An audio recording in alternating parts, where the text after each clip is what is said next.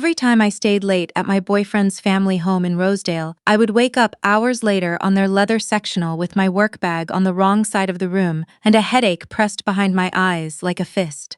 My boyfriend said I was burning myself out. He said 12-hour days at the bank would do that to anyone. He said his mother's risotto was rich and the wine was stronger than I was used to.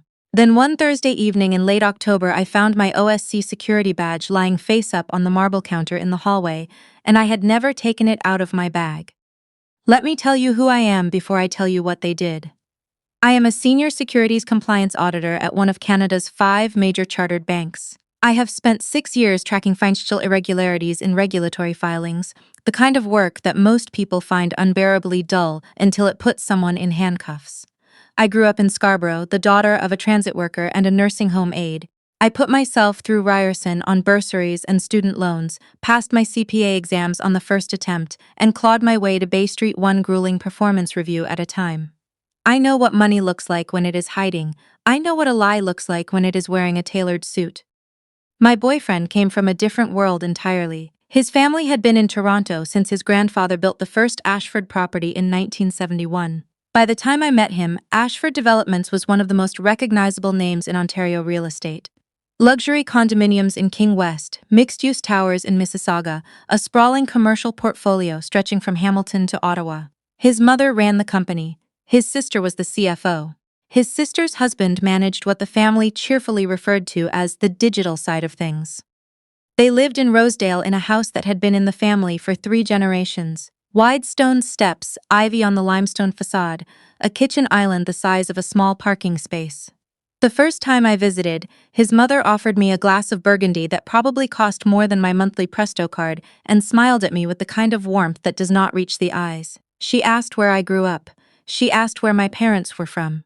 She asked whether I found Bay Street very cutthroat, which is a thing certain people say when they want to imply you do not quite belong there. I smiled. I said Bay Street suited me just fine.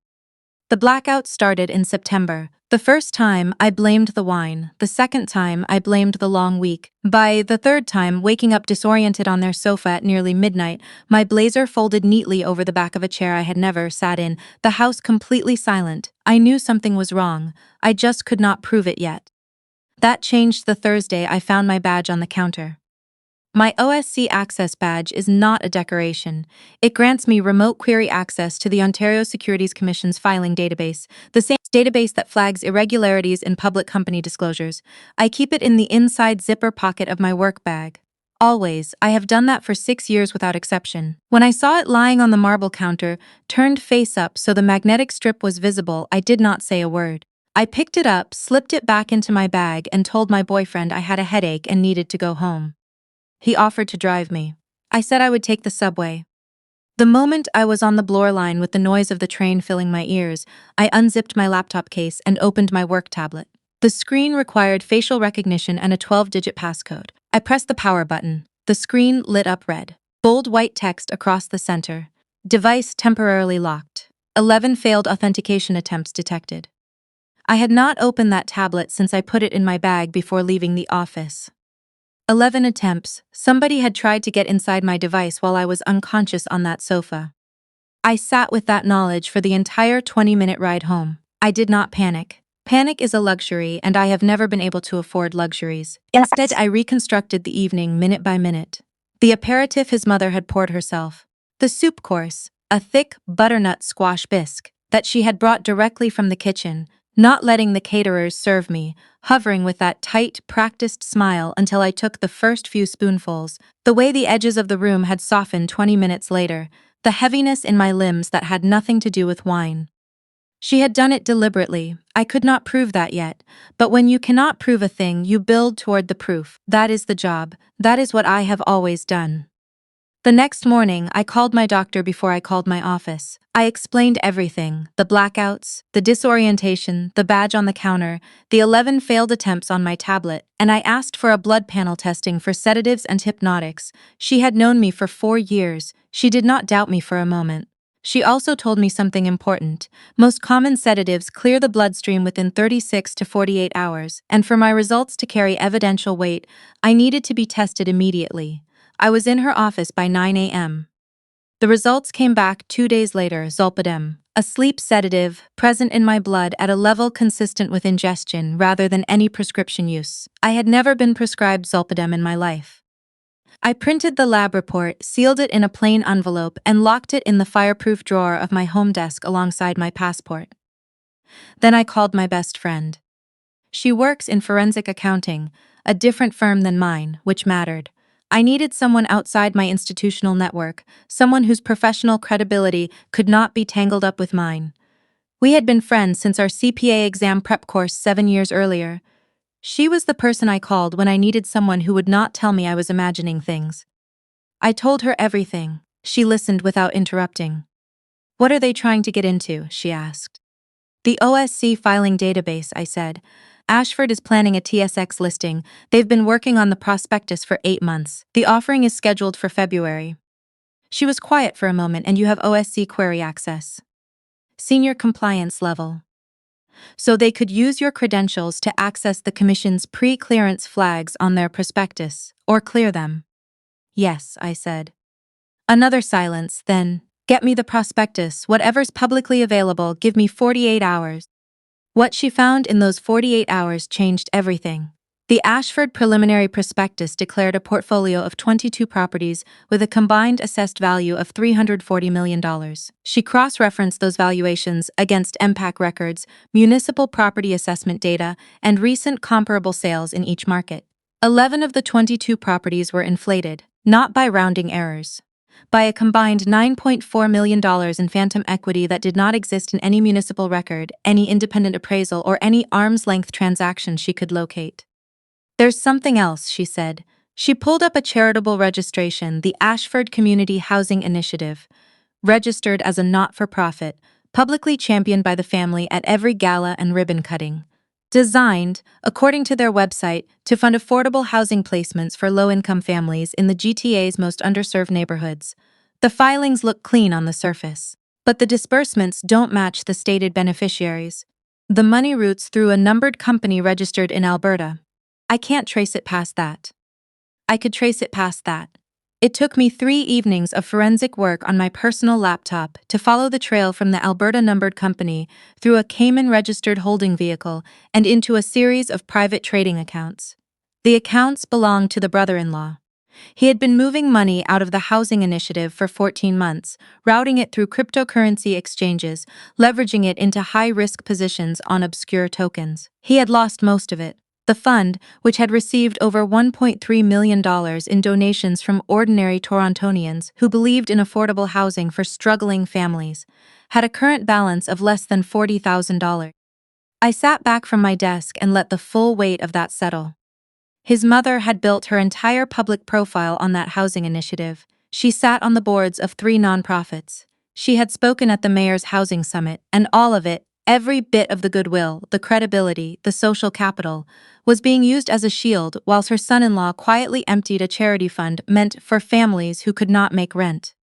They had decided that the vulnerable were acceptable collateral damage in the management of their own ambitions. That made me very, very calm. I opened an encrypted folder on my laptop. I named it Ashford. I began to build. Over the next 2 weeks, I went back to the Sunday dinners. I smiled. I let his mother interrogate me about my career trajectory and my community ties. She had a particular way of saying that phrase, as though it were a polite way of asking why I had not been born with a trust fund. I endured his sister's remarks about the long hours people had to work when they lacked a family safety net. I accepted drinks I did not swallow, depositing them into napkins and once very carefully into the toilet of the guest bathroom. And I waited. The invitation to the Ashford IPO preview gala arrived in the first week of November. The family was hosting an evening for their institutional investors, Bay Street contacts, and select media at their Rosedale home. And, as my boyfriend mentioned, seemingly casually, his mother was wondering whether I might bring my work tablet, since there was a small question about a TSX compliance form. I felt a cold, clear calm move through me. "Of course," I said, happy to help. The evening of the gala, I stood in front of my bathroom mirror in a deep burgundy wrap dress I had bought specifically for this occasion. I took my time with my makeup. I took my time with my hair. Before I left, I completed 2 tasks. First, I logged into a secure external server and confirmed that the deadman switch I had configured 3 days earlier was active. The evidence package inside it contained the inflated property valuations with supporting MPAC data, the Cayman routing records, the trading history tracing the housing funds to the brother-in-law's accounts, the lab report confirming Zolpidem in my bloodstream, and a time-stamped chronological narrative of everything that had happened since September.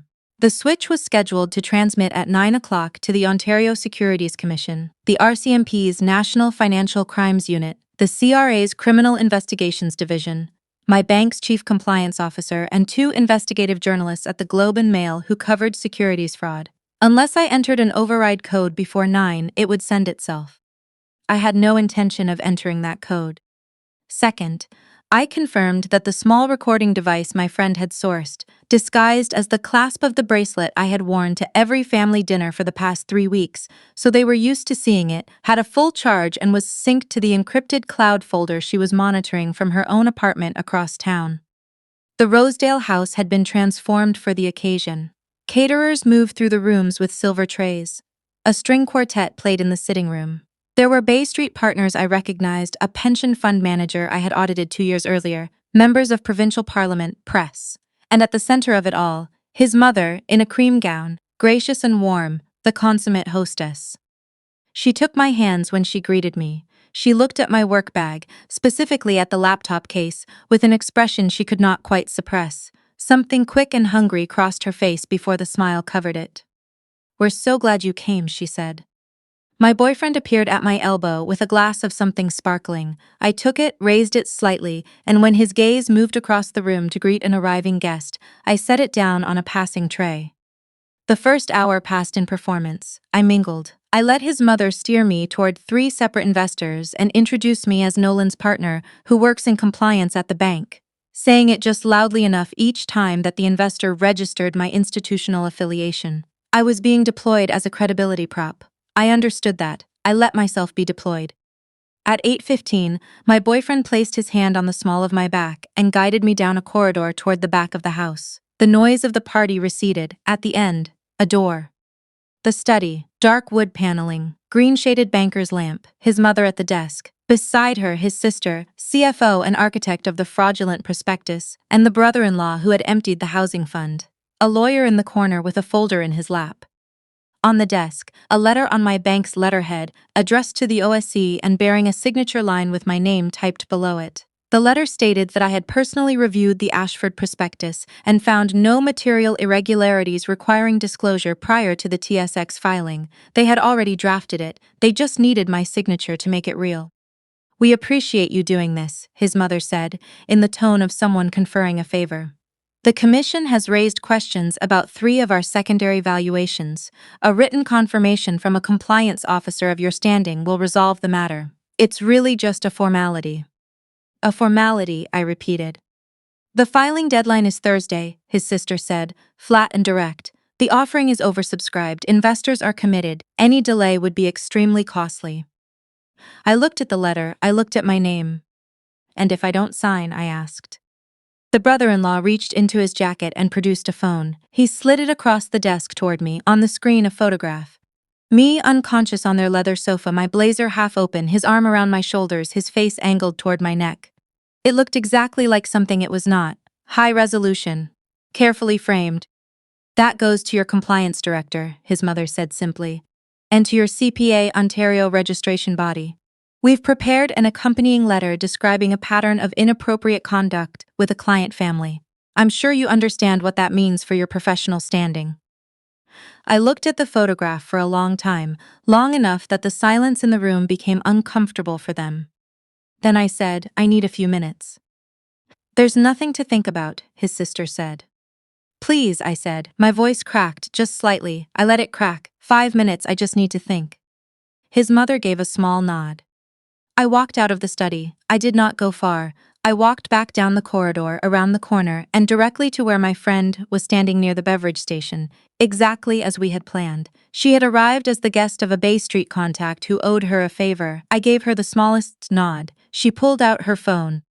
The AV system for the evening's presentation was connected to a wireless display hub mounted near the fireplace. My friend had spent 20 minutes earlier in the evening in pleasant conversation with the AV technician about the setup. She knew the hub's network credentials, so did the laptop in my bag. I crossed the room to the side table near the display hub. I set down my bag. I opened the laptop, connected to the hub's network, and opened the Ashford folder. Then I walked to the front of the room, beside the display screen, and I said, loudly enough to cut through the string quartet, "Could I have everyone's attention for a moment?" The room quieted.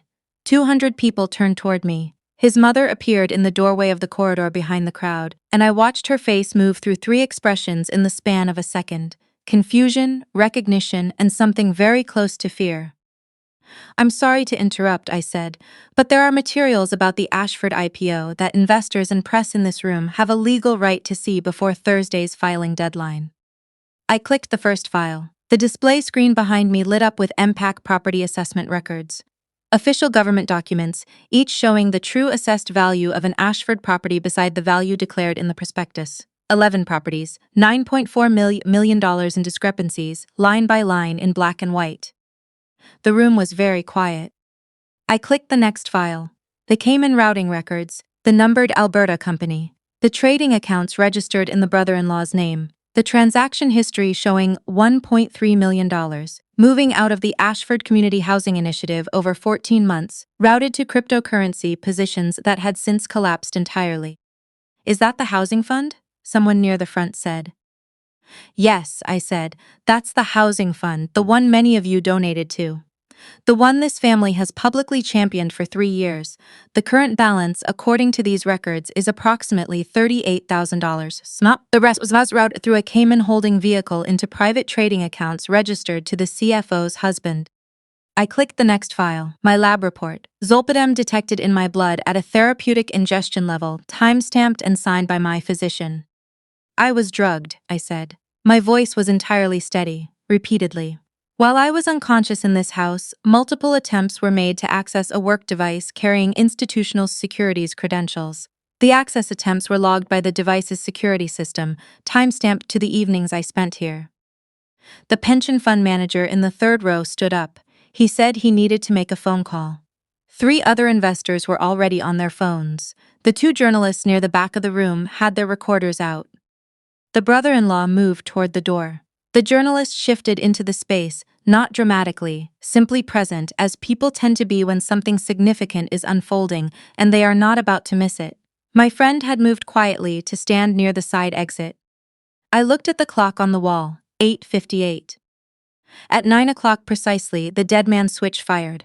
The complete Ashford evidence package landed simultaneously in the inboxes of the OSC, the RCMP, the CRA, my bank's chief compliance officer, and 2 journalists who were not in that room but who by morning had filed the first of what became a substantial series of investigative pieces. The RCMP Financial Crimes unit arrived 47 minutes later. No kicked-in doors. 2 officers came to the front entrance, rang the bell, showed their credentials. They were let in. They spoke to the AV technician who confirmed the display system and the source laptop.